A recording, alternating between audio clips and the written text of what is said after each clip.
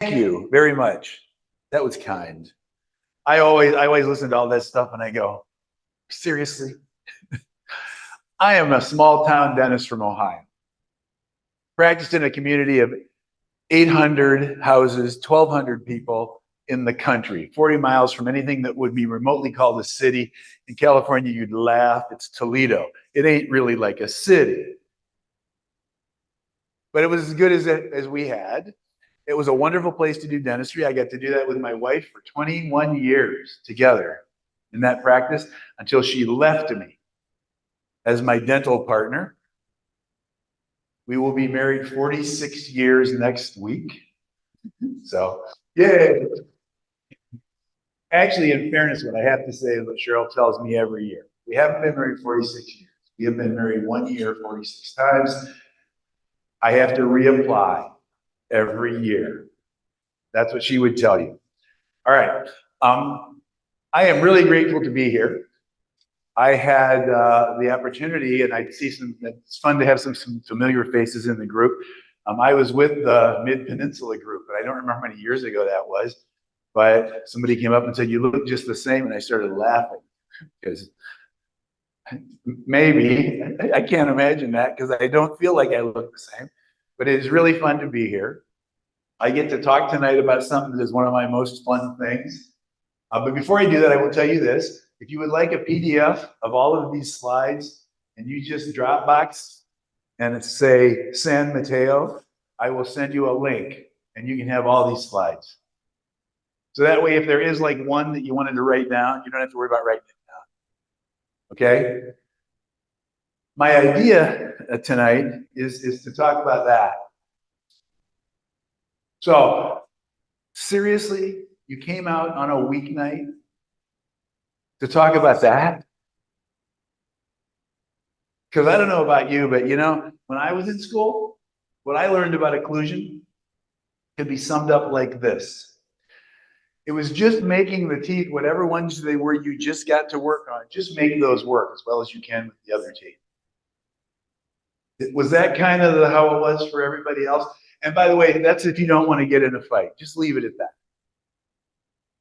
Because I remember at Case, we had preceptors. And I remember that there was this group of them, 5 of them, and they were out around the middle of the clinic. And I would today what I would term a full and frank exchange of views. And they had Pete Dawson's first book open on the bench. And they were arguing. And I remember walking over back to my part of the clinic and I'm saying, well, you know, if they have to fight about it, I'm just going to do whatever they tell me to do because I don't think I'm smart enough to figure it out if they can't agree. Occlusion was always a really interesting thing. A lot of stuff has been chewed on about occlusion since those days. I want to talk about 2 of them this evening, if I can. One of them is something that has changed dramatically how I think about what it is about to put teeth together. And that's breathing. Because it didn't exist when I was in school. Now, it existed, but we didn't talk about it. So let's touch on that, breathing and dental function. You know, you don't need teeth to breathe, but if you can't breathe, you might really beat your teeth up really badly. You might bathe them in acid. You also might not grow like you could.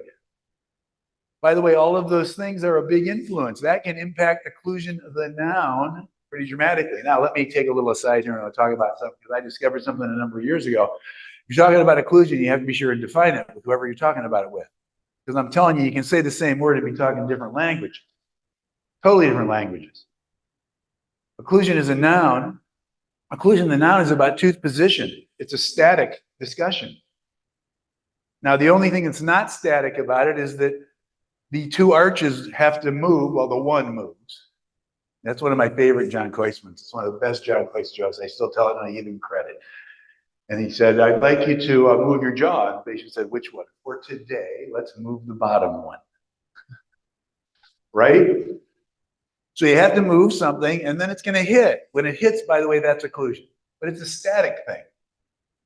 That's the noun. Okay?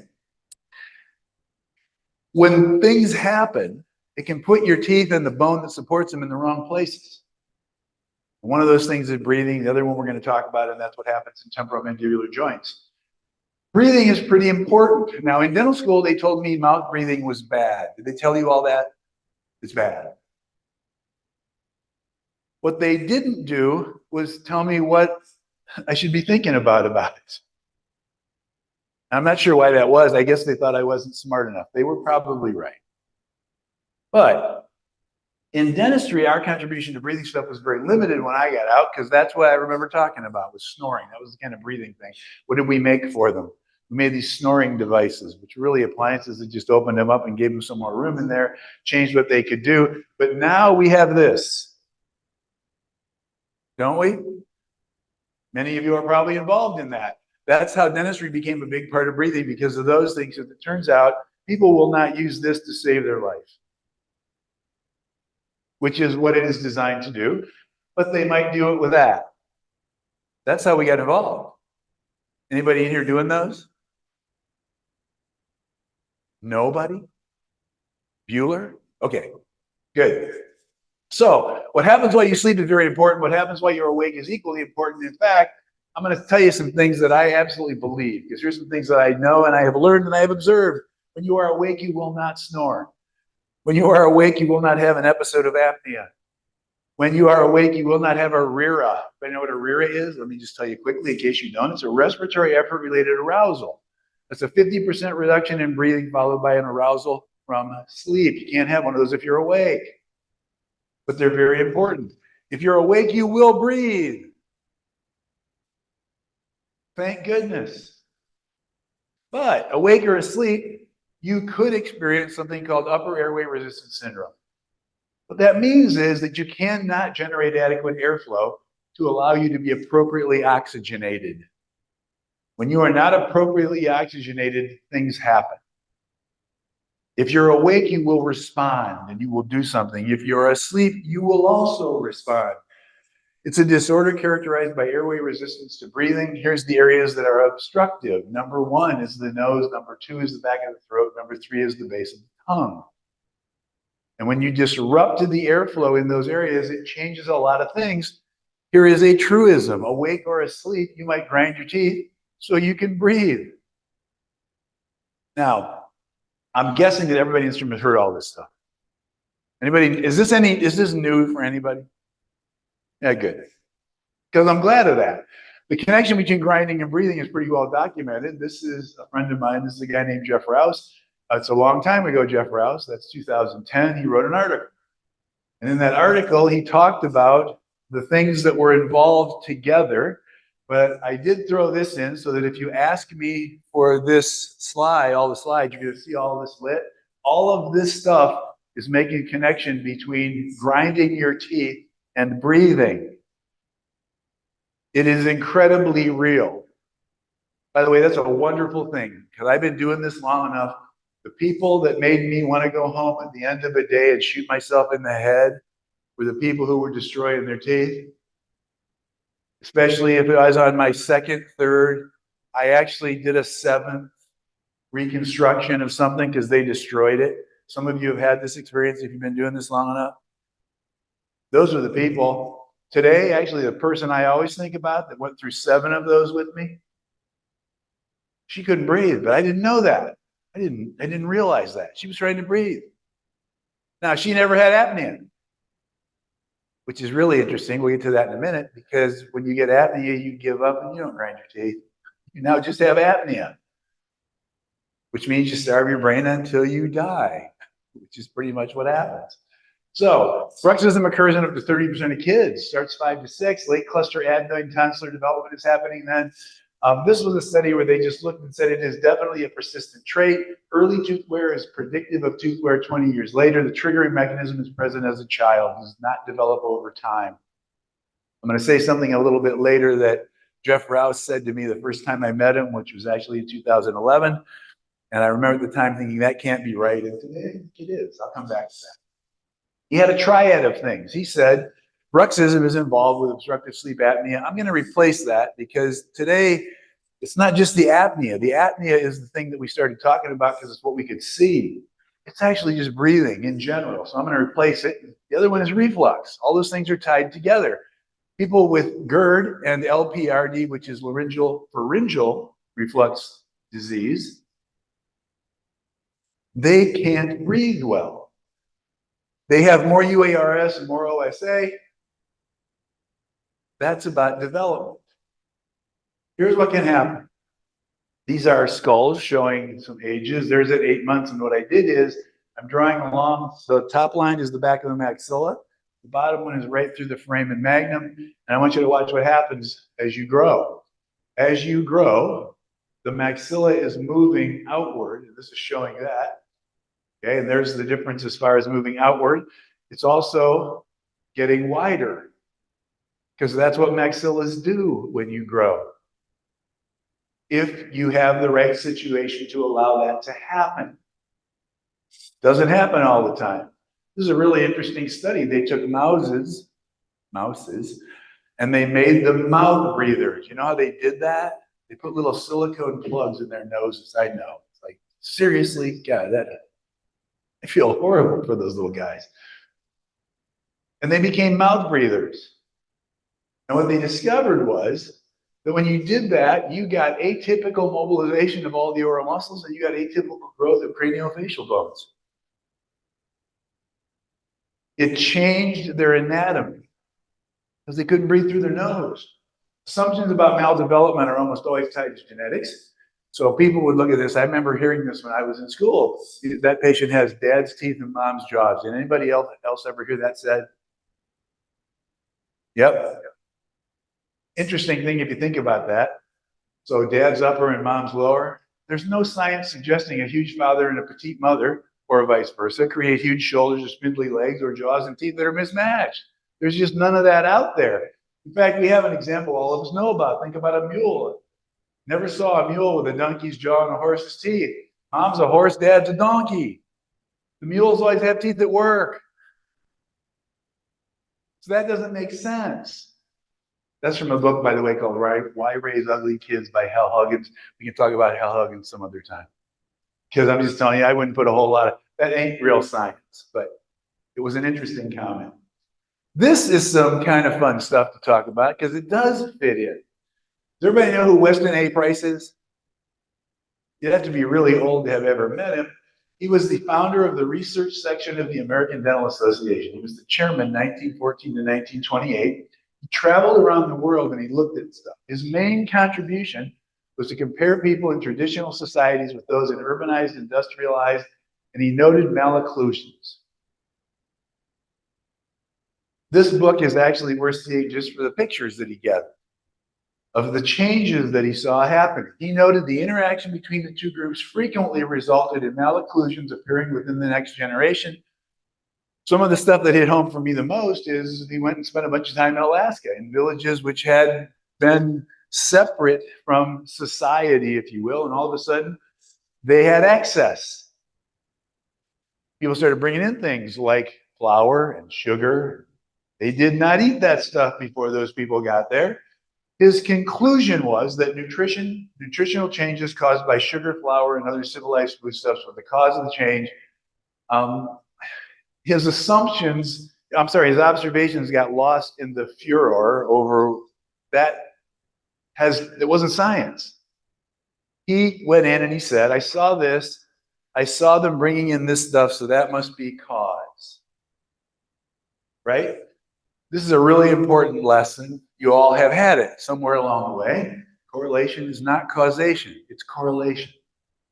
We have a problem in some of the health sciences. Oops, I'm sorry. I was going to say, had Dr. Price, I didn't want to say that. If he had made his observations and then offered the nutritional connection as a hypothesis rather than a fact, he might be better remembered.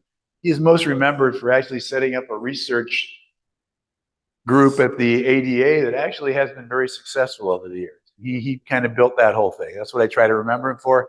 But he did go in and say that it was all this kind of food that made people have all these malocclusions. If you've never seen the book, it's worth getting the book, pass it around, just to look at what happened in one generation. And then I will tell you, it wasn't because it wasn't the food. It was the texture of the food. You did not have to function the same way to be able to eat that stuff. And so you developed differently. Has anybody read that book? It's worth a read. Now, Sandra has the same issue, and I got to tell her this. I said, you got to be careful. I think some of your conclusions are correlational. And the way you've written this, it sounds like it's causal, but it's still correlational. You're just saying, we saw this. But what she did show is that a couple of neat things. Some of it came from other literature from a while ago, which I thought was fun. Did you know that in societies where babies are routinely breastfed until that are at least 2 years old, adult sleep apnea does not exist in those populations? Isn't that interesting? The way a physician at ASU who was talking to us about development like that said, it's really, really important young in life to find something you can suck hard, because you have to if you want to develop a face. And that was the whole point of his story, was that if you don't have those things, you don't develop the same way. She actually wrote some really good stuff and made some wonderful observations about that. One of the things she discovered, because she also went to Alaska and she looked at Aboriginal societies all over. One of them was in Alaska. And she found that one of the first things that they would give as soon as a child could sit upright, they give them muktuk, which is blubber. And they chew on it. Anybody using that same technology today? Healthy Start.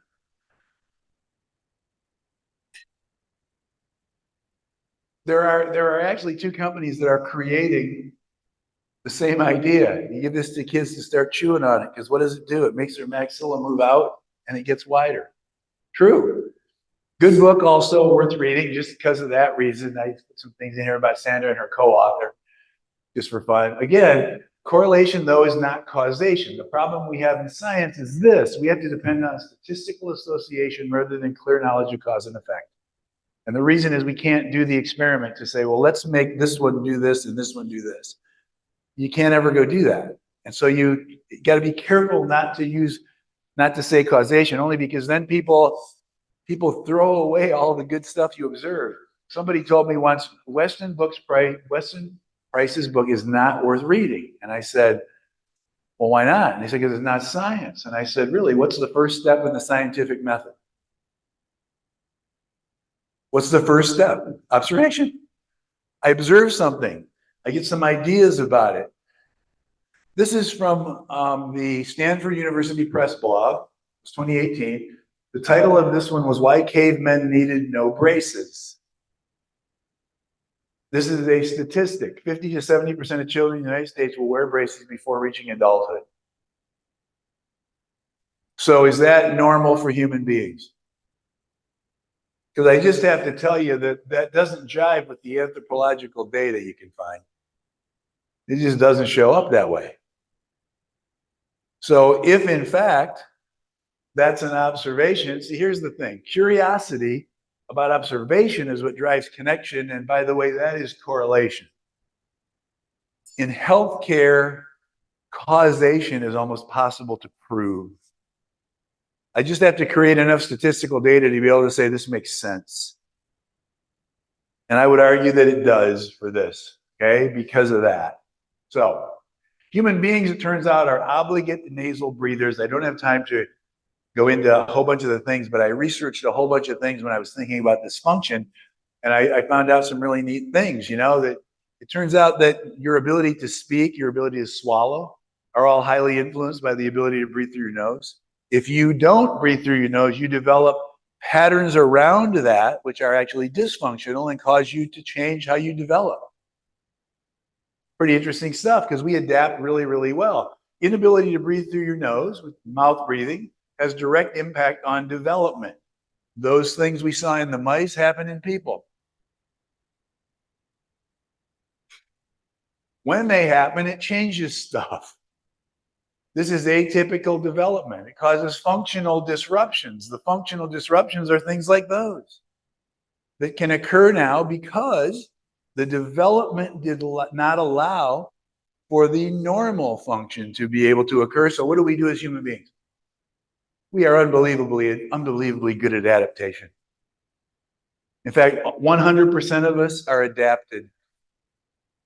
Some of us are maladapted because it ain't doing all it could for us, but we adapt, which is a wonderful thing. Okay? Those disruptions get in the way. Breathing has a big role in functional aspects of dentistry. How do you manage that? Look for stuff. What I try to tell people is it doesn't mean you have to do anything. You know, step one is just being willing to observe. See it. This is about normal oral, facial, and tongue muscle tone. And the other thing I wanted to say here was look for non-normal muscle tone. What's non-normal muscle tone? It's the person whose jaw is hung open because they have to breathe through their mouth, and you can tell by looking at their face. A lot of those muscles don't have tone because they're relaxing because they have to be relaxed. If they had the tone, they'd be closed and breathing through their nose. It would be different for them. That changes how they develop. So look for non-normal development. Look at the maxilla. The development of the maxilla, rather than the mandible, is of primary importance in determining upper airway dimensions because the nose is the roof of the mouth. The floor of the nose is the roof of the mouth. They are unbelievably connected. The mandible is going to be less impacted by breathing disruptions because it's still going to be there. Now, what will it do? It'll try to follow. I'll show you some things about that because that's when the teeth try to relate themselves to each other into mismatched developmental positions. If you have high and narrow palates, which occur in kids, actually in people with oral facial hypotonia, which means those muscles are not creating the tone necessary for growth, you wind up with things like this, which is incredibly narrow nasal passages. That's one of them. You can't breathe through your nose. You can't breathe through your nose. By the way, how do you test for somebody breathing through their nose? I do it with every new patient I see today because it's easy and it's fast. You ask them to close their lips, hold them together, take a full deep breath fill their lungs as far as they can through their nose. And watch if they can do it. Watch what happens to their nose. If their nose pinches off as they're trying to breathe in, they have nasal stenosis. If they're not breathing through their nose, what are they breathing through? Their mouth. They don't have a choice. They have to. Screen new patients for breathing issues. You're probably asking them some things. Ask some questions about it. Make some observations. Let's create interest, I guess, is my thing. Why don't we get people interested in it? So we have to ask. Now, some of them are going to look at you weird. Come back to that. Apnea screening is important, but so is seeing it before they give up. By the time people are apneic, I'm going to tell you their body already gave up. They are in full sympathetic mode. Full sympathetic mode is not a good thing. It's fight or flight. It's not healthy. Don't be fooled by health and activity. A young, fit female can seem fine. She actually has apnea. She was a 45 AHI when they tested her. Okay? Now, interestingly, I'm going to say this. This is what Jeff told me when I met him in 2011. He said this. He said, any kid 7 years of age or younger who bruxes cannot breathe. Then he said the next two parts, which made me go, that can't be right. No differential diagnosis, no other possibility. Today, I pretty much believe that. If you have a kid who is grinding their teeth, I will tell you why they're grinding their teeth. They're grinding their teeth so they can breathe. They are not grinding their teeth so their teeth fit together better. That's not why they're doing it. That was one of the reasons I got told years ago. I'm sorry. That is not right. I absolutely believe that is wrong, and I will state that. Now, do I believe that there's not some other reason why some kid might grind their teeth? It would be impossible for me to stand here and say, no, I can't believe that, because there probably is. But if I approach it like that, and I will tell you that in the time that I've been able to teach and I got a lot of time with dentists and I talk about this, I usually get something every week from somebody who says, God, we finally took my kid in and you're right. Can't breathe through their nose. Adenoids like crazy because we can't see the adenoids. Adenoids and tonsils are the two places where things get stopped up for kids the most. We can see tonsils, can't see adenoids. Physicians, the ENTs have to go look for those. And I don't know about you, but once you get interested in this, have you tried to get somebody's tonsils taken out? They don't want to do it. You know why? You know why no physicians want to remove tonsils? You know how much they get paid? I mean this honestly. I have a good friend who's an ENT. $120. I'm serious. By the way, the malpractice insurance to cover you while you got that kid under costs more than that. It's like nuts. So of course they're going to have reasons why they don't want to do it, and those reasons get perpetuated. Now, fortunately, there are some really good groups. One of them is actually down in LA. There's a guy named Sarush Zagi, who's an ENT who is awesome.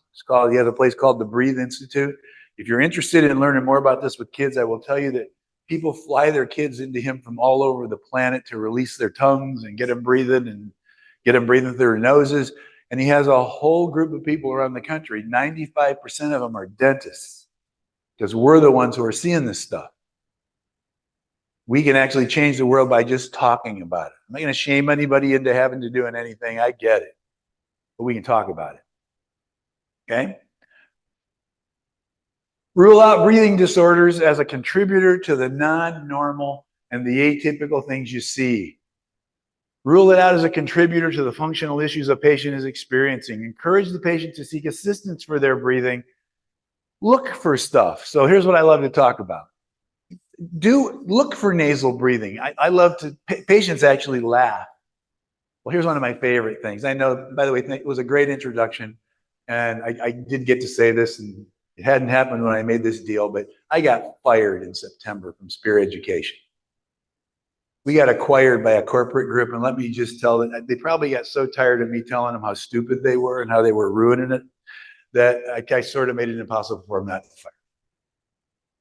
So when somebody said, you got fired, and I said, yeah, it's awesome.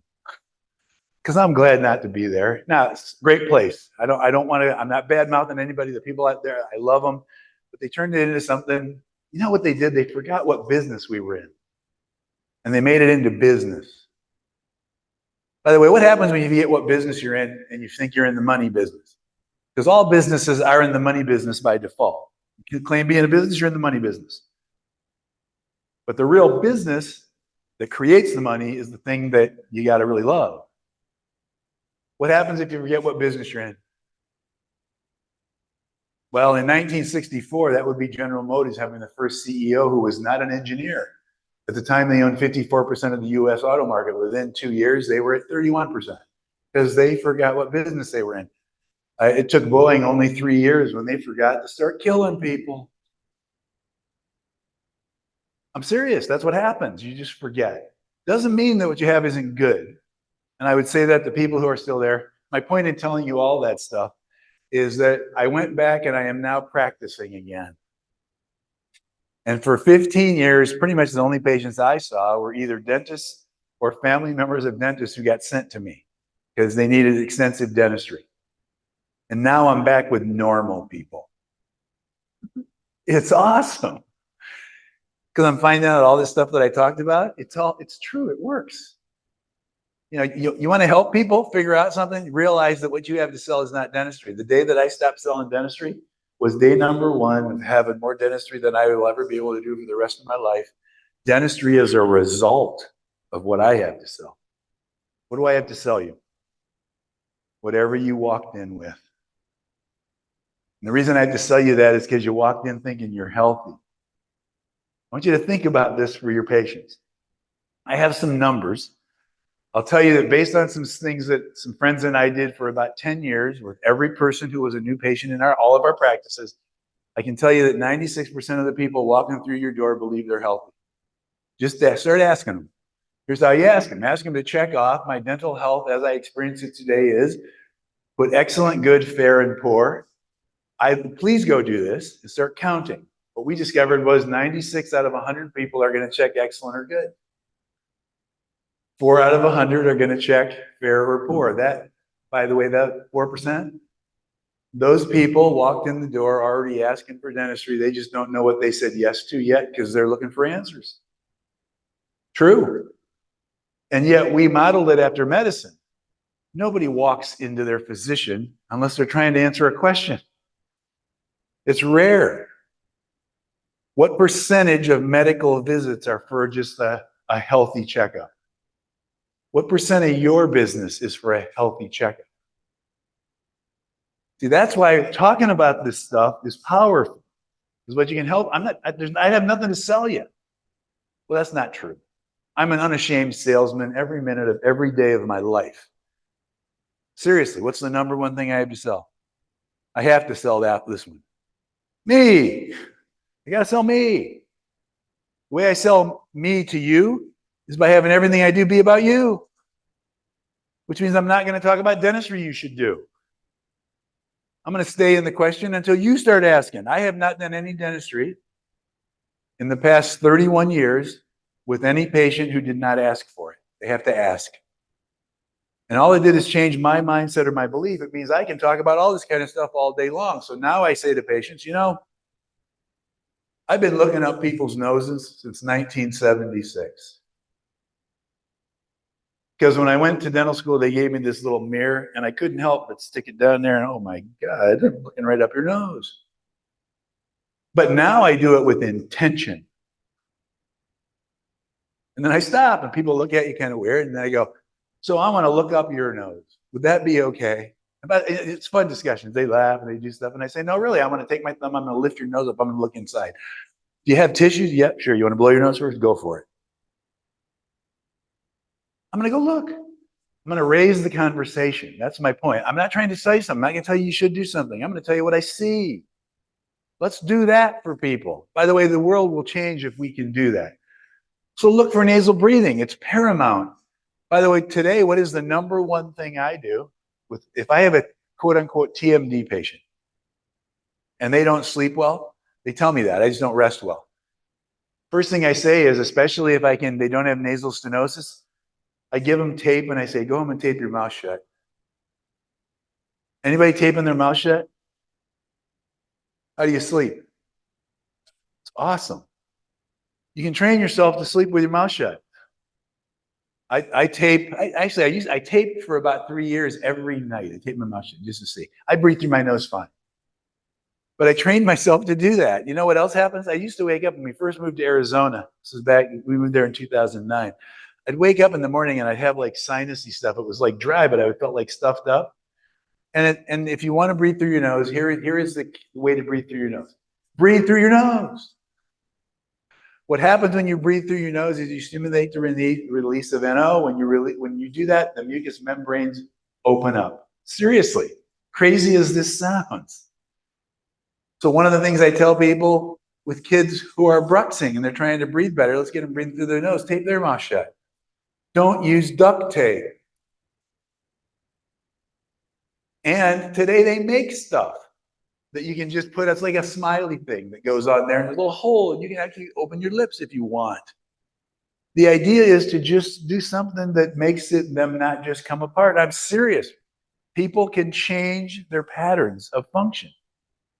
And it has made a big difference in how a lot of patients respond to other therapy, additional therapy. By the way, if they can't do it, you just learned something. They can't breathe through their nose, even if they don't have nasal stenosis. For some other reason, maybe that could be a blockage in another place. I tell people when I talk to them, try it while you're awake for a while first, because that'll make you feel better. But the truth is, you can always actually what I use is the paper IV tape from 3M. Works great. And what we decided, after Jeff Rouse and I were talking about it, we said we probably should tell them to put it on this way because it freaks them out if they do this way. But I've always taped this way just because I like that better. It doesn't matter. My point is try it. See what happens. You will breathe through your nose more and you will train yourself to do it. The maxilla is the base of the nose. Abnormal breathing begins much earlier than recognition ever of obstructive sleep apneas. So if you can observe non-nasal breathing, you have an opportunity to intervene. And it works really well with kids. By the way, there are books about this. If you want to send me a note, I'm happy to send you some books that have been around forever about this. This whole idea of doing this is actually about 55 years old, changing patterns. And with kids, it changes their development, which is kind of wild. The ADHD thing, because ADHD is a life-altering comorbidity. Does anybody else wonder, you got this kid who's bouncing off the walls, so what do you do to have him be better? Let's give him meth. By the way, that's what they give him. Ritalin is methamphetamine. Seriously, it's methamphetamine. Why do you give him that? Why does it work? You know why they're bouncing off the walls? Because they're not sleeping. True. There are studies, go dig these up. There are studies out there that will show that with ADHD, if they deal with their ability to breathe, a very large percentage, usually in the 70 and 80% ranges on any of the studies done, are off the medication as soon as they can breathe normally. So all of those kind of things are things we can talk about. I don't have to be able to fix it. I need to be able to let you know it's there. This was the ADHD when 11,000 kids, interface through 7, most significant effects occur with the greatest levels of sleep disordered breathing. They performed worse on all the tests and stuff, and what they found out was that successful resolution can remove barriers. And I will tell you, they were talking lightly here. There is one study, it's a very small n, where they actually tracked kids for a long time and they put a number to it. And they found out that kids who had had a sleep disordered breathing issue dealt with as a child, because it was a group, I want to say it was not a big enough n to have it be significant. It was about 150 kids. The ones who had sleep disordered breathing stuff that didn't get dealt with, they tracked against the ones who did. And they found that the kids who got themselves treated somehow tended to score about 100 points higher on the SAT. Now, they don't publish it because it's not a big enough n. So it's the first stab. Who knows what it is? But it was significant finding.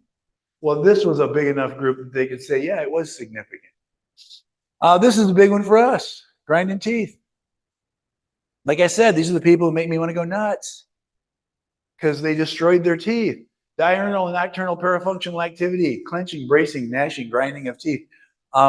There's a guy from Italy named Daniele Manfredini. Has anybody read any of his stuff? Because he just published an article, he called it a new definition of bruxism. And he put it out there that people can brux without putting teeth together. Now, here's why he did that. He went in and he hooked up to muscles, and he found that there are people who fire all those same muscles, have severe muscle pain, but their teeth didn't get together. But they're firing the muscles just as if they did. The point of it is, firing the muscles is the thing that causes the issue for muscle pain, not putting teeth together. The putting teeth together part of it, we don't like because it destroys stuff. Sometimes, somebody looked at this one time, we were laughing, somebody said you should have used zirconia. And I said, so if you were banging your head against the wall and your head was not feeling good, so we just get you a harder helmet? I mean, I want to know why. What's going on there? Obstruction of the airway stimulates the subject to clench in an unconscious attempt to improve the airway. Sleep disordered breathing is rarely associated with apneic events. It's disturbed sleep. And it's because you deoxygenate. Okay?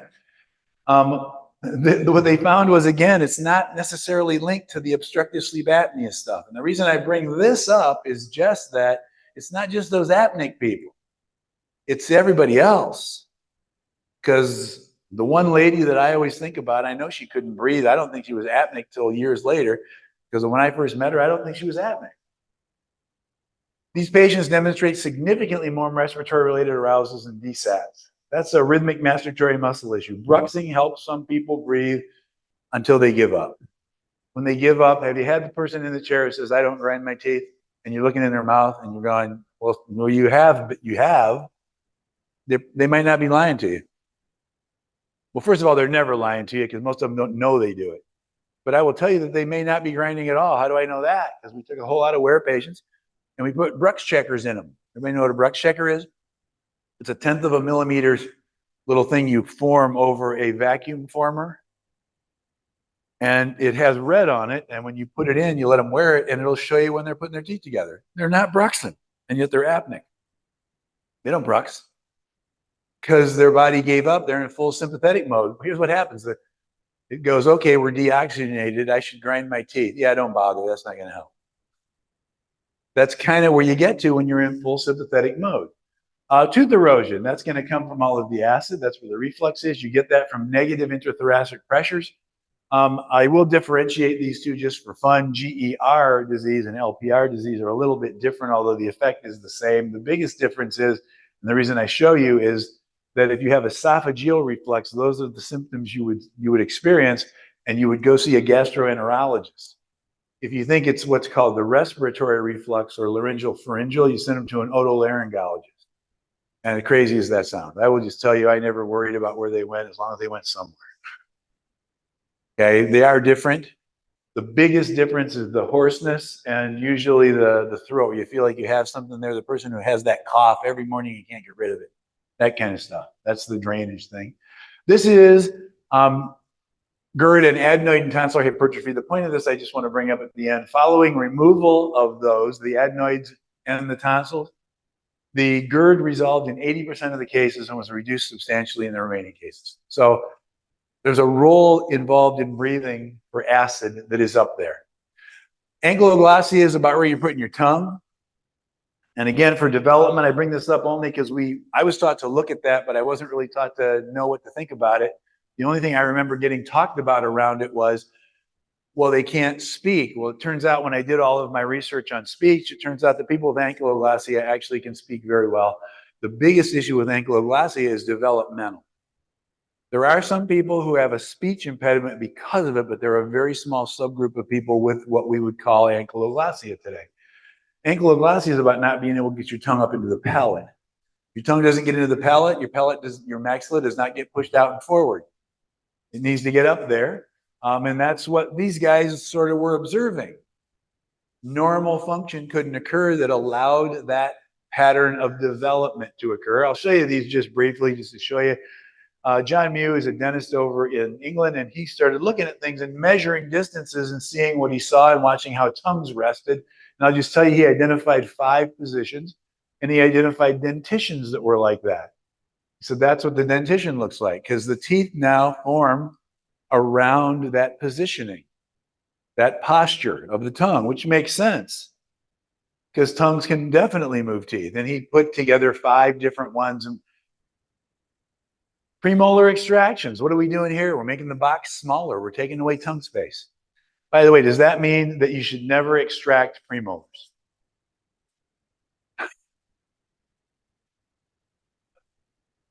So what I'm going to tell you is,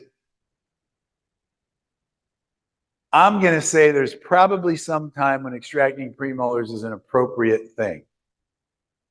But then I'll tell you what, I'm not an orthodontist. I slept with one last night. She would tell you she's pretty sure there are probably instances when you should extract premolars too. But she says they're pretty hard to find. And the reason I say that is that we should really question that. Are there times when it's probably appropriate? Yeah, there are people who have Bolton differentials skeletally, and it would make sense. The idea of all this was, though, we don't want to do anything that is negative to creating the appropriate developmental space, which for a maxilla is always going to be, it should be wider and further out. Developmentally, that's the way that it grows. Airflow resistance increased 87% at the oropharynx, 27% at the hypopharynx, 78% across the entire airway with incisor retraction. This was a study where they just looked and said teeth were removed, incisors were retracted. They looked at airflow and compared that to people who had not had that done. Reason is usually a small maxilla. Small maxilla makes you prone to OSA. Extracting teeth does not improve the airway. Some patients are more impacted than others. We're never going to be able to do a study to say, well, let's leave them in on this person and take them out on this one. And that goes back to the statistics. We just have to go back and look at what the results are of things we see.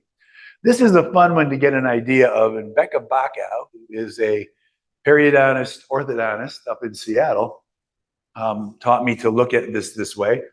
And she said, if you're looking at somebody and you're just thinking that upper arch looks a little narrow, go look at the lower arch. And if you look at that lower arch, what do you notice? Where are the lower teeth?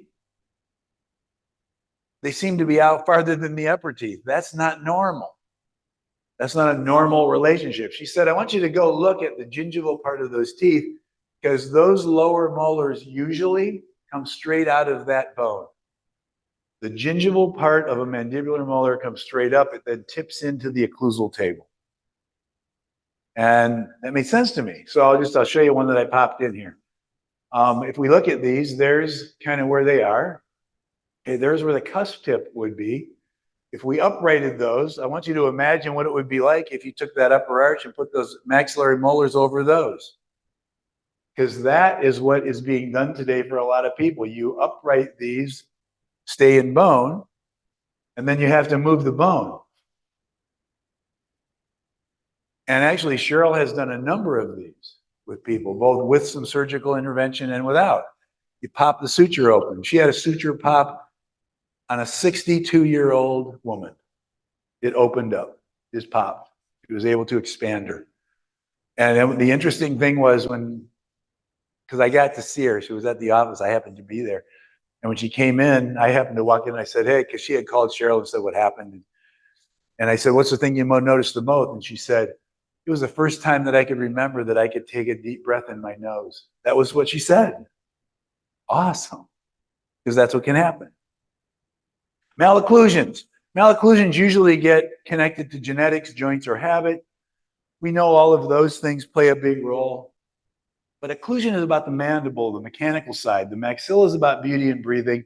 So what can the maxilla tell us? Let's look at some things. Excess buccal corridor and a full smile. If you see that, what is it telling you about that maxilla? That's narrow. That's a narrow maxilla. Okay, excess gingival display and a full smile. By the way, if you don't have proper muscle tone and you have your mouth open to breathe, what happens to your maxilla? This is one of the ones I do remember from dental school. The maxilla gets long and you get these high vaulted palates, right? What happens to soft tissue if you breathe through your mouth all the time? Anybody surprised she has incredibly red tissues? That's the kind of stuff that you start to see. Limited posterior overjet, I just start to question that. If it's lined up like that, those upper teeth could be out further because those cusp tips should be up in the central groove of those teeth. All right? And this is just actually showing at any point. The youngest person that Cheryl has put a palatal expander on was 4 years old. And she said now, actually, if she was still, she retired in November. She said, if I was practicing today, I could do it sooner than that because I wouldn't have to take an impression. Because the limit was just, can you get an impression? You don't need to get an impression today. I can scan you. Okay? And then retrognathia, and the reason I bring this lady up is she's an example of somebody who looks hypomaxillary, but I gotta tell you, a lot of the patients that I went back and I started looking at stuff as I was learning this that I said were class 3, were actually only class 3 because their maxilla wasn't in the right place. But it wasn't how I thought about looking at it. I saw that and said, that's class 3. She's not class 3. She might be a dental class 3 because that's how that relates, but skeletally, the maxilla is way back. Temporomandibular disorders. A lot of the temporomandibular disorder stuff is often about your ability to breathe, to rest. And people who have, I'll use Jeff Rouse again because he's helped me learn a whole lot about this stuff. But he basically said it's the young, fit female. Those are the people you see. And if you can help them breathe, a lot of them no longer have a temporomandibular disorder. They're not getting the same kinds of things. It impacts periodontal health and impacts caries. When I was still at Spear, I designed this. Actually, I created this thing. It's called the AEFSB Global Guide. The only thing I wanted to show you is I created a part on here that says, if you see any of those things, I have questions about your airway. By the way, those are dental things, because here's what I believe. I don't want to be a physician. I want to be a dentist. But those are dental things that are impacted by something to do with airway. Possibly. And so I would want to know about that, and I would want to think about that. And that's why I go there. Okay? Now, That's about just being willing to look at the data. If you suspect an airway issue, recommend a visit to a sleep physician, get a polysomnogram. Patient refuses, what are you going to do? You can accept the risks and treat them. You can refuse further treatment, or you can offer to screen for severity. My recommendation would be, if you really are concerned, why don't you offer to screen them for severity? Because I'll come back to why people might not want to do this. And so we use a high-res pulse oximeter, and I just send it home with them, and it's just going to see if they deoxygenate. By the way, that doesn't mean they're going to go, hallelujah. They may say, I'm fine. But at least I can ask them. If they don't get interested, consider the dentistry. This is Kevin. He's 63 years old. He's got worn teeth, broken teeth. He's losing number 8. He wants to be restored. He is always tired. He sleeps terribly. He snores. His wife has seen him stop breathing. Okay? I recommended a visit to a sleep physician and a polysomnogram. He said, I'm fine. I said, I know. But I'd love you to see a sleep physician and get an appointment for a polysomnogram. I'm fine. I know. I kept talking. He said, I'm fine. We eventually got to the point where he said, I'm fine, and I knew he meant it. Has anybody in here gotten into that point with a patient of yours? It's like, if you say that again, I'm leaving. By the way, they're not used to us talking about that, and there are some people who have a vested interest in not knowing, who are the two, I have both of these in my practice, who are the two groups of individuals out there who have the largest vested interest today in not knowing if they have a sleep issue. Pilots and truck drivers. Seriously, if it shows up anywhere in their record, they don't want to know. So we have a choice to make. If they're not going to be interested enough to go do it, you have to think about the dentistry and consider the airway impact. And if they just said, you are not going to be airway directed, you cannot be airway directed because I'm fine. By the way, for most of my career, it didn't matter if they were fine. I did the dentistry anyway because that's what I did. How many people know that in hindsight? And the thing I like to use is this. If a person comes in with high blood pressure, do you wait till you manage their high blood pressure before you will do any dentistry with them? I don't, because some of them don't care about managing their high blood pressure. I'm going to be more careful. I'm going to try to do things that I don't get myself or them in trouble, but I'm still going to do their dentistry because they still need dentistry. And that's the important thing for me in this. I can practice the dentistry being airway aware. That means consider the dentistry, consider the impact on the airway, make sure anything you do is airway positive or neutral. What would that mean? I'm not going to close the vertical.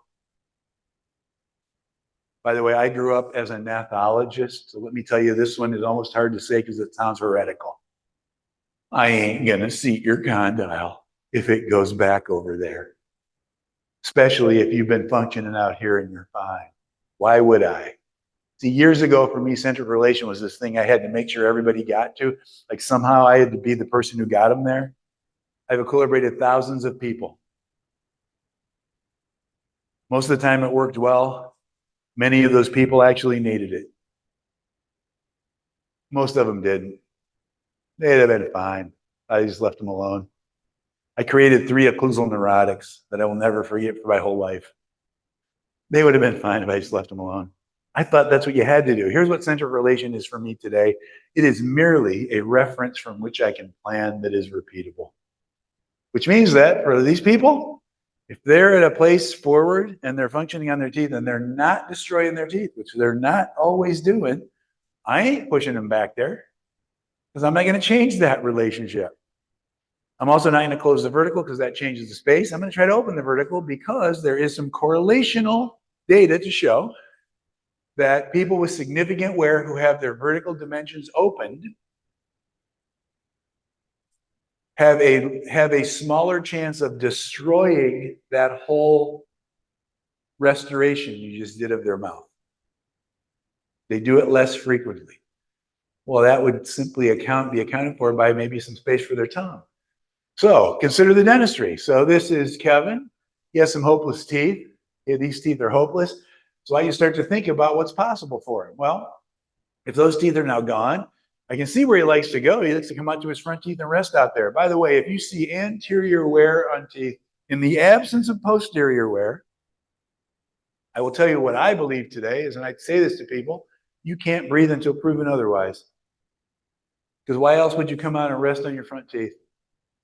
Now, there might be some other reason, but I'm going to talk. I'm just going to say that. I say it to patients all the time. Why do you? How come your front teeth are wet and your back teeth aren't? What are you doing out there? By the way, some of them figure it out. That's the fun part. Just tell them. Okay.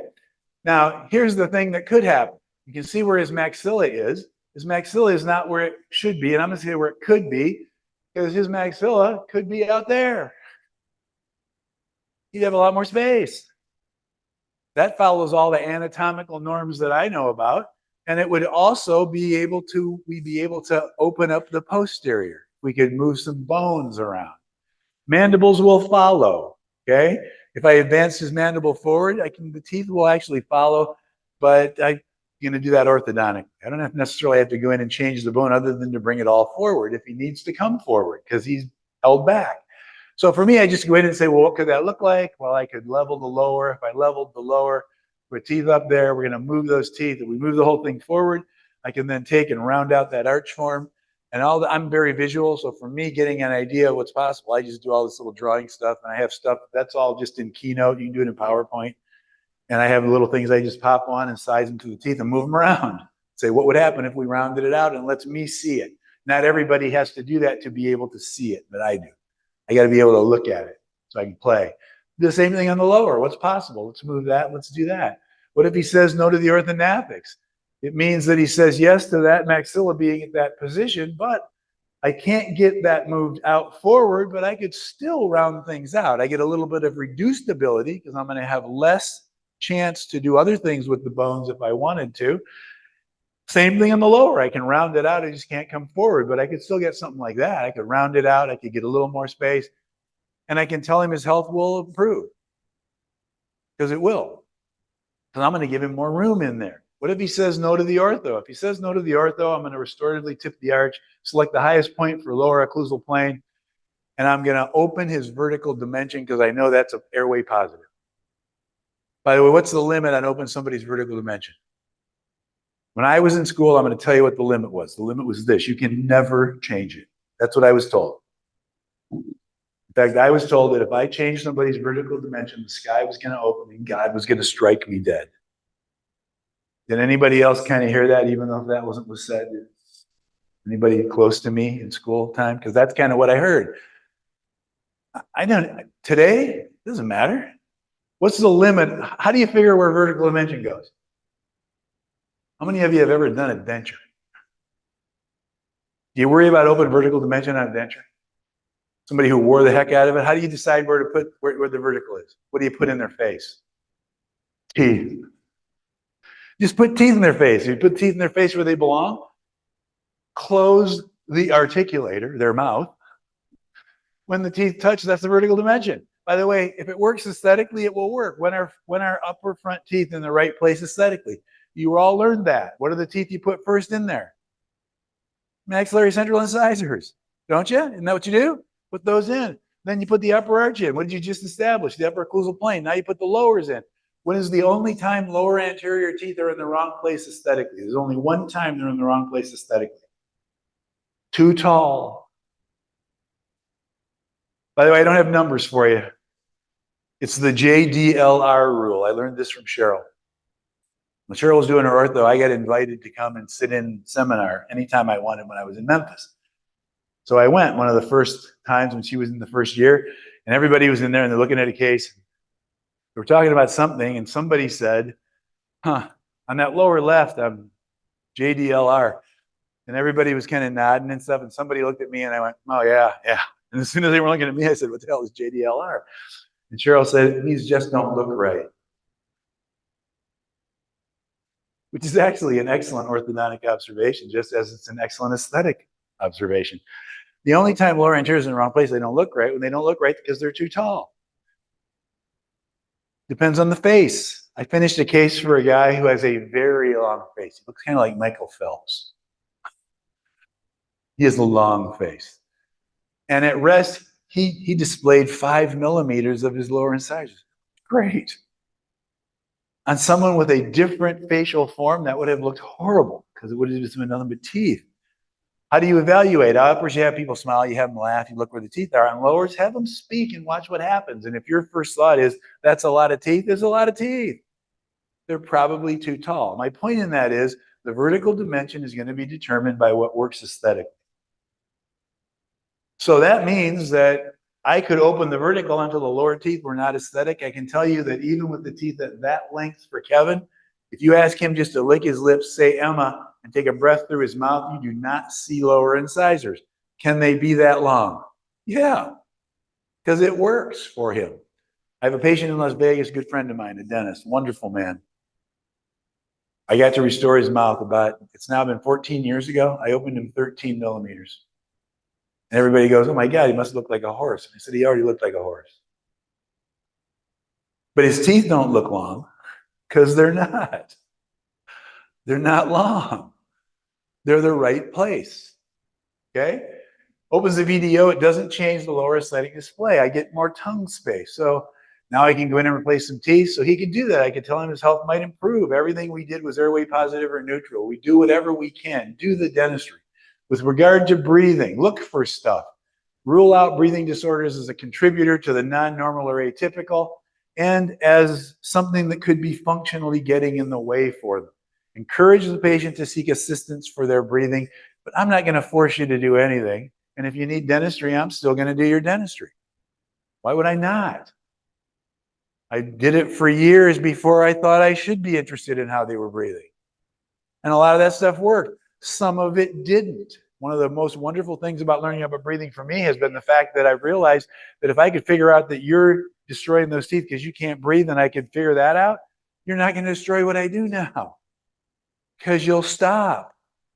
And I've seen a lot of that since we've been thinking about those things differently. Be airway aware if they won't. Build an interdisciplinary team. Do the dentistry they need. Make the teeth work. Joints, and I'm going to touch on joints only because I've started to think about them differently again in the last couple of years because of how they're involved in development. With joints, our focus is going to be the mandible and where it could have been with normal growth. So we think about that, we say, where are those? At a fully seated condylar position, why do those teeth not interdigitate as they were designed to do?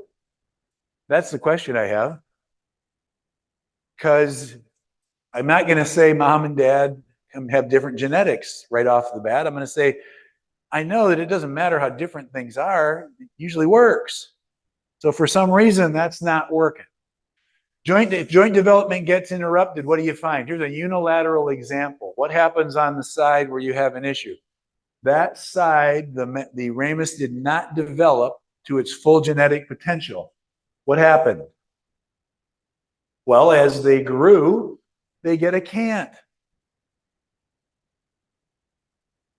Here's what happens. Teeth will follow. Teeth go create the cant. If it's bilateral, they develop a class 2 skeletal relationship.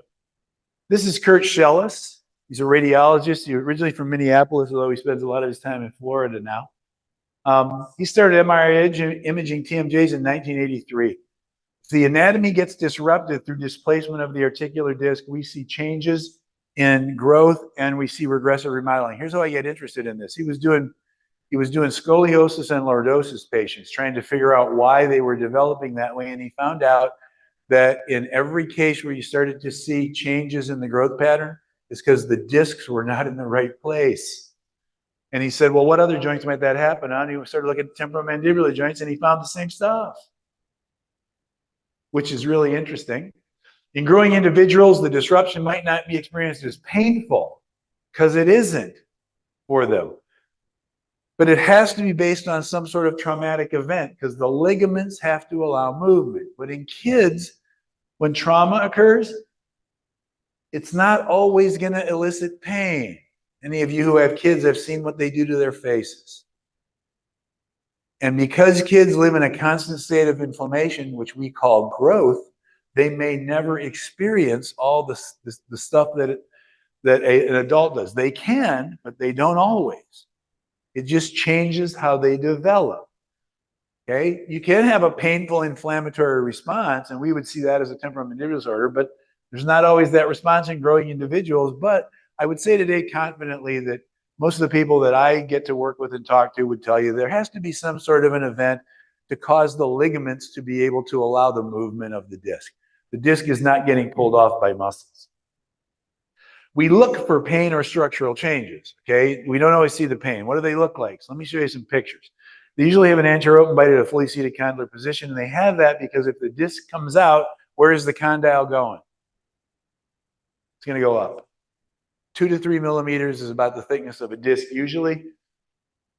This is a fully seated condylar position for these two patients, and the reason I'm showing you this is that these patients are completely asymptomatic.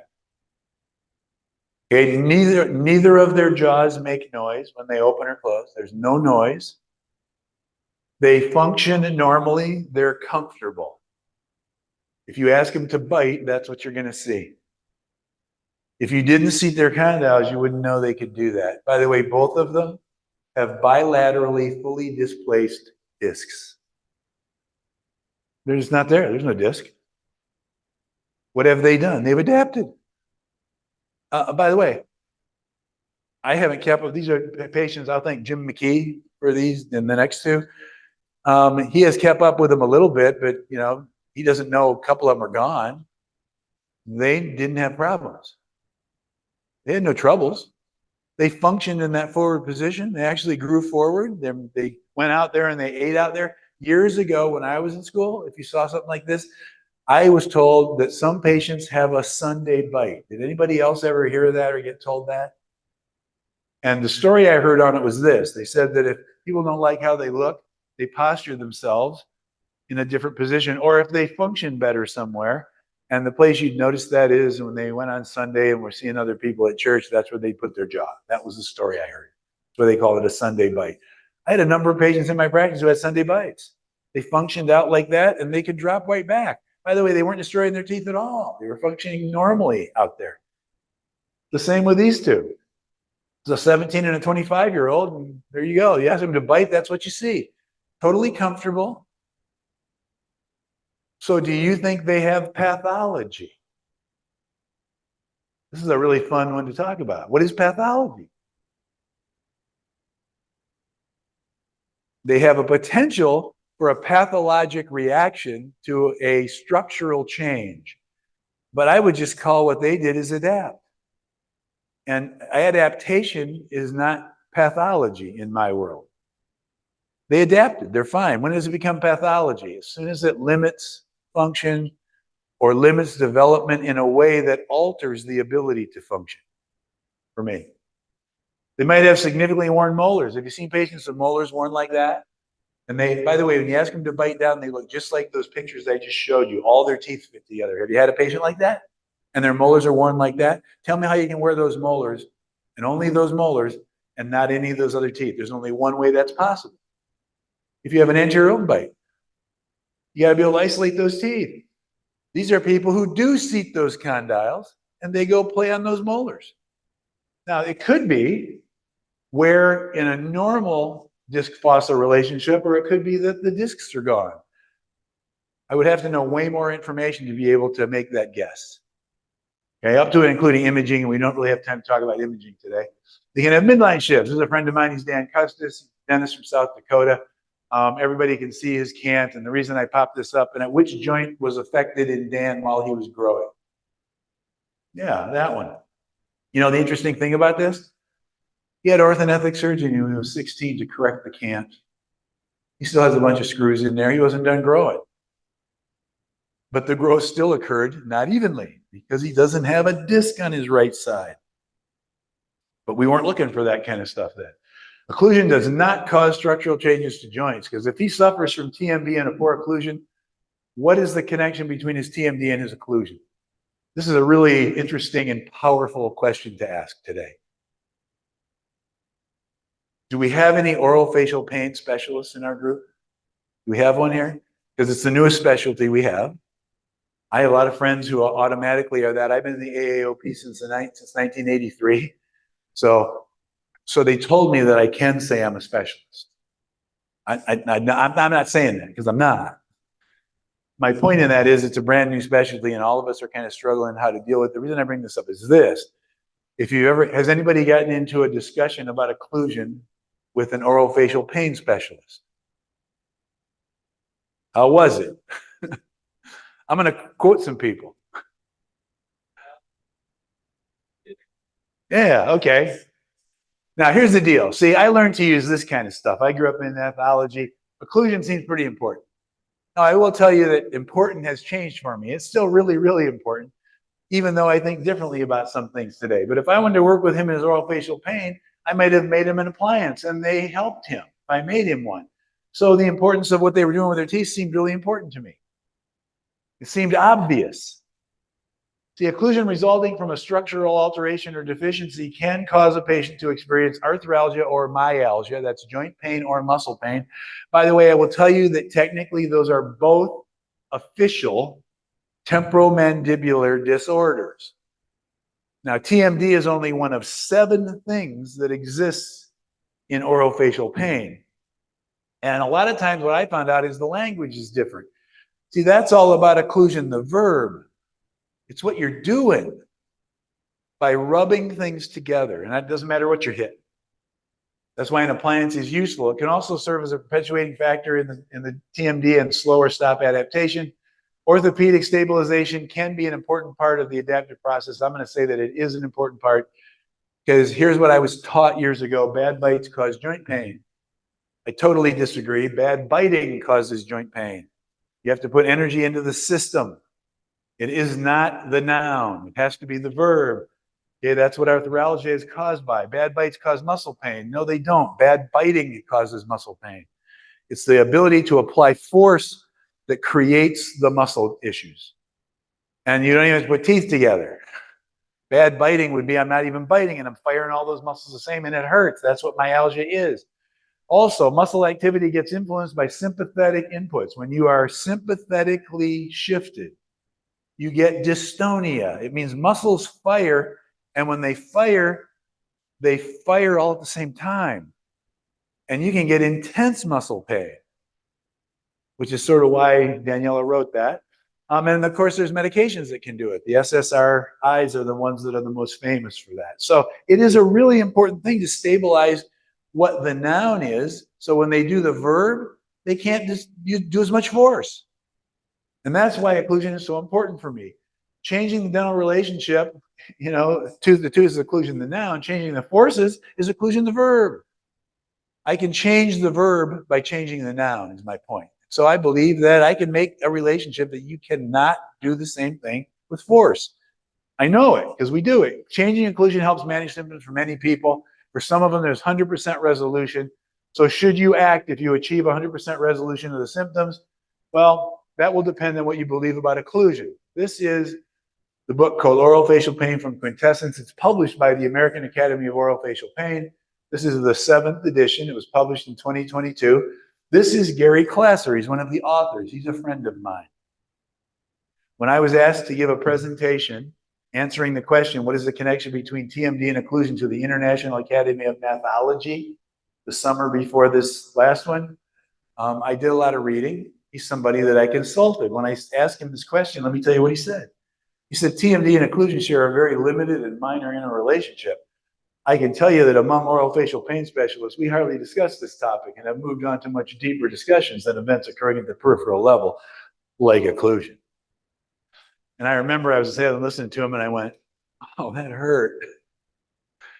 Because, by the way, I'm going to tell you this only because I know Gary really well, and that's not what he meant to say. He just doesn't know how to talk so other people can understand what he says. And he's a good friend. And I told him, I said, well, you just destroyed everything I spent my life trying to figure out and do. And he laughed for a minute and he said, good. He said, what I'm discovering is, though, that we're talking some different languages. This is Bill Moore. Bill Moore is arguably the second smartest person I've ever met. The first smartest person I've ever met is a guy named Parker Mahan. Parker Mahan trained him.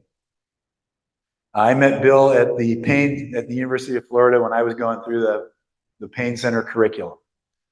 He was a fellow, so he went full time. I went down over 3 years, every other month for 3 days or 4 days. because I couldn't leave my practice. I had to go back and still do stuff. I'm going to tell you what Bill said. The problem arises when we automatically attribute a malocclusion as the primary cause of the TMD. Give monkeys cocaine, and there is no increase in bruxism-like activity. Place occlusal interferences in monkeys, there's no increase in bruxism-like activity. Place occlusal interferences and give monkeys cocaine, there's greatly increased bruxism-like activity. In fact, they ground their teeth off. They ground like crazy. Was it the occlusal interference, the cocaine, or the combination? Two stressors coming together at a specific time to increase the total allostatic load. The vast majority of patients that you and I see have had the same dentition for years, if not decades. Why, after 10 to 20 years in the same dentition, would we all of a sudden blame the dentition for the TMD? What a wonderful question. We got to understand that bruxism is an evolutionarily conserved protective mechanism that intensifies with increasing stress from both internal and external sources. It magnifies the symptom. An appliance will reduce the noxious input to the largest sensory ganglia in the head and neck and decrease the total allostatic burden on the CNS. Our job is not to stop there. We have to figure out why our patients are doing with their teeth what they're doing with their teeth. We need to ask, if the appliance was prescribed to provide relief, you can't just say it's the occlusion. You need to ask the next question. You need to go find the cocaine. By the way, that was one of the best statements about this that I ever heard. What he was saying is you got to ask the next question. If they responded well, because I changed the functional stuff they could do, what I know is there are piles of people who have those same relationships who don't have any of that stuff. It's something they're doing, is his point. Can we find that? So should you act? Well, if it's present and an appliance has an effect, if they have pain and it's a 10, and you make them an appliance and it goes to a 9, are you going to go in and start grinding on their teeth? I'm not. Are you going to do ortho to change how their teeth hit? I'm not. I don't have a reason to. It just showed me it's probably not as big a role. What if it goes to a 1? Well, occlusion now does seem like a big factor. Can I change the forces that are being applied? I think no matter what happens, you just have to ask the next question. It's absolutely natural if you go to a 9. It's totally not natural if they go to a 1 or a 0. So I'll end by talking about a couple patients. This is Carisha. She's a dentist. She's from Houston. She has tooth pain. She has headaches. She has myalgia, significant myalgia. She says, my bite is not right. It just does not feel right. I don't like it. I made her an appliance. I call that a Tanner appliance because Henry Tanner taught me how to make those. All right, and that just means that it's an anatomical appliance. It lifts off. It has anterior guidance on anterior teeth. When you tap, you hit everywhere. When you slide around, you're on front teeth only. Her response was total relief of her symptoms. She said, I love this. I said, well, let's take it out and see if anything comes back. She took it out, came back. So she was doing something that she could do, she couldn't do without it. It turns out that if I mounted her in a fully seated position, and now I am going to go fully seated position, she can isolate her second molars. She's that person who can get back there and ditch those out. And these are scans of her models. I like scans actually to show wear. Think about STL files show wear really nicely when you just do preview. You can really see where she is. She doesn't have that happen anywhere else. That's going on in her mouth. There's what it looks like in her mouth. Okay. Look at her maxillary second molars. Okay, look at the arch form. Can everybody see that the second molars have moved out of the arch form? Which is normal and natural. That's how they erupt. Okay, there's where cuspids are lined up. So what I did is I went in and I said, well, if I wanted to think about how this could work, I'd want those cuspids to line up. There's what it looks like from behind. As I've done that, which is what those molars do, as you can isolate those, because you ask her to bite, she hits everywhere, but she can see. And she has an anterior open bite, she gets on her molars and she's playing with them. As she wears into the lowers, the uppers always win. Anybody else notice that? The uppers win. The lowers are the ones that dish out. And so if I wanted to think about how do you address something like that, my first thing is always if teeth have moved from a place where they could be, teeth have moved from a place where they should be, could be, my first move is to put them back where they belong. So I just said, why don't we just tip those teeth back up where they go, line up everything. And she said, I'm not doing ortho, which she's allowed to say. She said, I won't do that. I said, well, okay, let me see what I can do. So mounted the case, I put everything together, I made it hit all the way around, and then I went and looked at those back teeth. I didn't have to adjust a whole lot to change it to get where it hit, but I said those back teeth are all dished out. I don't want to leave them like that. So I went in and I just made them look like teeth again, closed the articulator, it's open a mile in the front. What do I have to do now if I wanted that to work? We got to change the upper second molars, right? Got to do something on the molars. So I went and I adjusted the upper second molars until it worked, which means I probably took a bunch of stuff off of there. Okay? Will that work? Because they're still out there. All I did is line it up a little bit better so that it works against a normally shaped tooth on the lower. That's where I'm at. I was doing this actually. There was a student standing with me and they saw everything I took off of the second molars and said, wait a minute, you can't do that. Did you see how much tooth you took off of that? You just whacked it off. And I said, well, yeah, it's not going to hurt and it's not going to bleed. Why wouldn't I? I said, I did what I had to do. And then I have to decide if it was too much. And she said, well, can you do that? And I said, of course I can. I have a high-speed handpiece with a diamond. And by the way, just give me a chance. I can do way worse than that. Give me a chance. I'll do it. Anyway, I did tell her this when I talked to Carisha. I said, listen, if you don't do ortho, those teeth are going to be on lens. She said, why? I said, because you're going to be through the enamel. She said, what if it's not through the enamel? Okay? Because that's what if you're not into the dentin? I said, they're going to be really sensitive. She said, what if they're not sensitive? I will tell you that I equilibrated her and I reshaped those teeth. I was not into dentin. The only reason I don't have follow-up pictures of her is that after I did this for her, she felt so good. She went back to Houston. She sold her practice. She moved to Europe. I talked to her last week.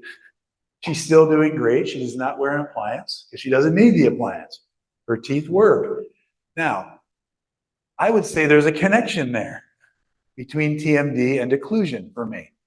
Gary would say, you somehow helped her stop what she was doing. But can you see we're both sort of saying the same thing? And I found that a lot of times when somebody doesn't agree with me and they're saying that, they're just saying almost the same thing, but they're saying it in a way that I don't understand.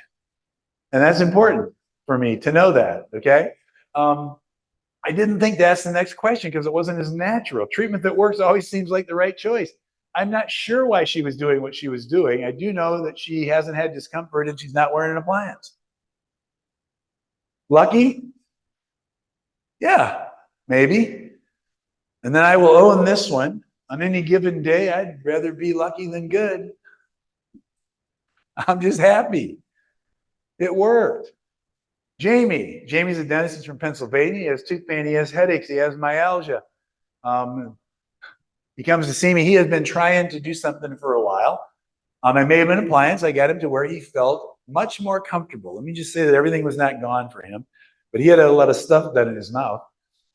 He had no more symptoms. And what I mean by that is he had no more discomfort at all. He did say, when he took it out, his bite didn't feel right, but on the appliance, it felt fine. So he said, can't we just make my teeth hit there and I'll be good? That's where he's comfortable. You can see that he's in a forward position. I can seat him. I can get him together. I can get him to relax and I can get him to drop back. But he wants to be out there. So there he's looking at his teeth. And right away, I saw just some arch form things that I could think about. So what he asked me to do, because in this case, he said, I'm not asking you to be my dentist. I'm asking you to be my hands. By the way, I'm totally comfortable being a dentist's hands. I told him I'm fine with that. You understand, I have some questions about why you're doing whatever you're doing, but if you just want me to level the occlusal plane so it'll work, what I ended up doing is I waxed it up. I made some things. This was before I had milling capabilities. So I waxed these and made them out of composite, and I bonded some things on, and it worked. And now he had something he could function with and he felt better. And let's just say we went through, we did all of that. We restored him. So I did overlays on these. There were no preps other than the 2 first molars or crowns, which allowed me to have good provisionals. They needed to be replaced. We did that. And this is 13 years later. And he's been comfortable. Now, let me tell you this. He has had some other issues. They've been different sorts of issues. And again, I think that they're involved with whatever it is that he's doing. I do know that he discovered he can't breathe that well. I did not think to ask the next question, which was why? Was his dentistry necessary? He definitely felt his teeth worked better. I think he likes to breathe out there. I think he likes being out there because he breathed better. I'm not sure if that's part of what's changing for him now, although we're working on trying to figure that out. So I'll leave you with this. In 2024, if somebody says something to me about occlusion, this is what I love to say.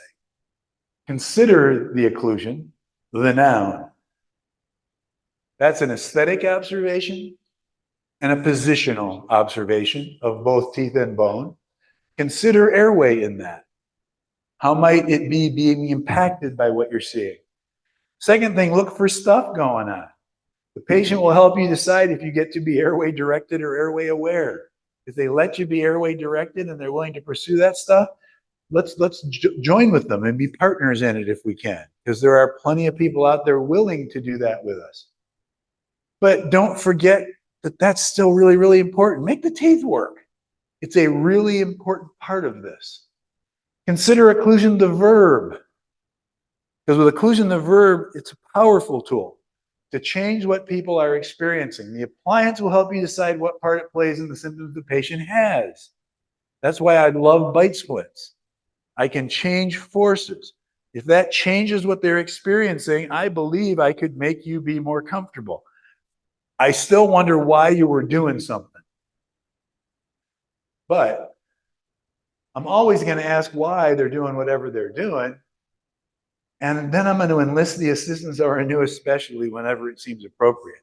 And I would urge you, I'm on a mission to try and have these specialists figure out a way they can be specialists in this, because there's plenty of times when it's wholly appropriate for us to seek that and be their partner. The difficulty is a lot of them can't go do that because we're not really sure what we should be asking them to look for. And the fun part of that is that the more you learn, the more you find things that you can do that for and that you should.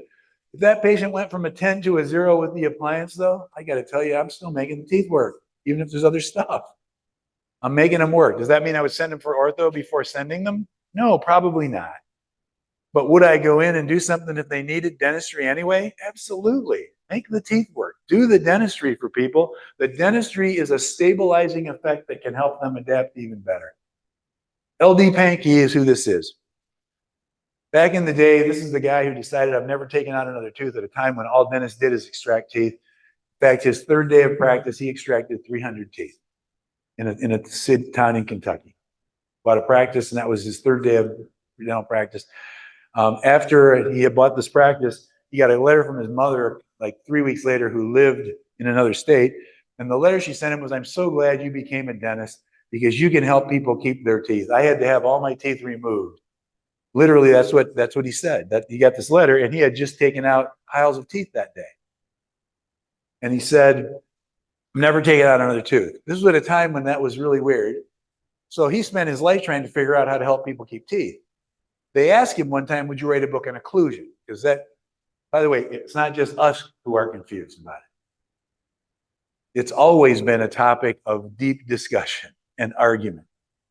And he said, "Well, I'm not going to write that book because it would be a really, really short book. It's simple. When the jaw is closed, all the teeth touch at the same time. When power is applied, neither teeth nor jaw deflect. In movements away from this fully contacted position, no back tooth hits before, harder than, or after front teeth. There is no occlusal design that you can talk about that is not encompassed inside that." He said it's simple. Now you have to learn when to apply those principles appropriately to each individual patient you have the privilege to serve. It is simple. It is not always easy.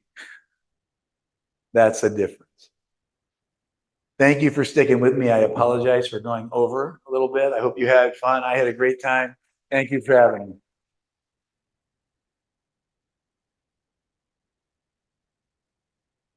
Thank you.